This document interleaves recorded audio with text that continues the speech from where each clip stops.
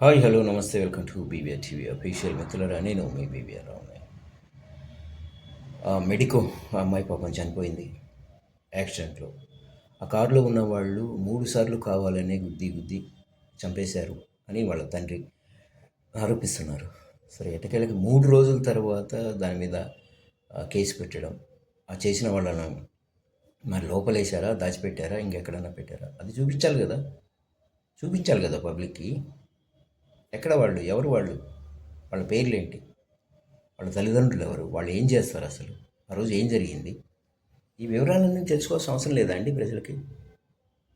3 రోజుల తర్వాత అందరూ నింపాదిగా స్పందించి చాలా దారుణం, ఎవరిని వదలం, కఠినంగా శిక్షిస్తాం. ఎవరు వాళ్ళు, ఎవరు వాళ్ళు, ఎందుకు ఆ రోజు అలా జరిగింది, ఎలా చేశారు, కావాలనే ఎందుకు 2-3 సార్లు యాక్సిడెంట్ చేశారు, గుద్దారు కారుతోటి?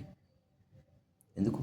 ఇది నిజంగా యాక్సిడెంటా, లేకపోతే మర్డరా, ఏమైనా చరిత్ర ఉందా దీని వెనక?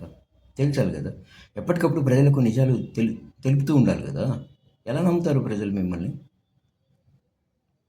రేపటి రోజున వాళ్ళకి ఏమైనా జరిగితే వాళ్ళకు కూడా ఇలాగే చేస్తారు కదా. నేను పాలిటిక్స్ మాట్లాడటం లేదు, ప్రభుత్వాన్ని అడుగుతున్నా. దయచేసి ఆ నిందితులు ఎవరు, ఎలా జరిగింది, అసలు ఏం చేస్తున్నారు మీరు, ఏం ఎంక్వైరీ చేశారు, ఏమిటి అనేది తేల్చండి సార్. ఎందుకంటే ప్రజలు చాలా చాలా బాధగా ఉన్నారు ఈ ఇష్యూలో. అసలు ఏం జరుగుతుంది రాష్ట్రంలో అని అర్థం కావట్లేదు.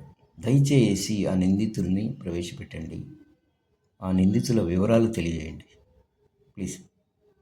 ఆ తల్లిదండ్రులు అడుగుతున్నారండి, ఆ తండ్రి వాళ్ళ కడుపు కోత ఎవరు తీర్చగలరు? మీరు ఎవరు తీర్చగలరు?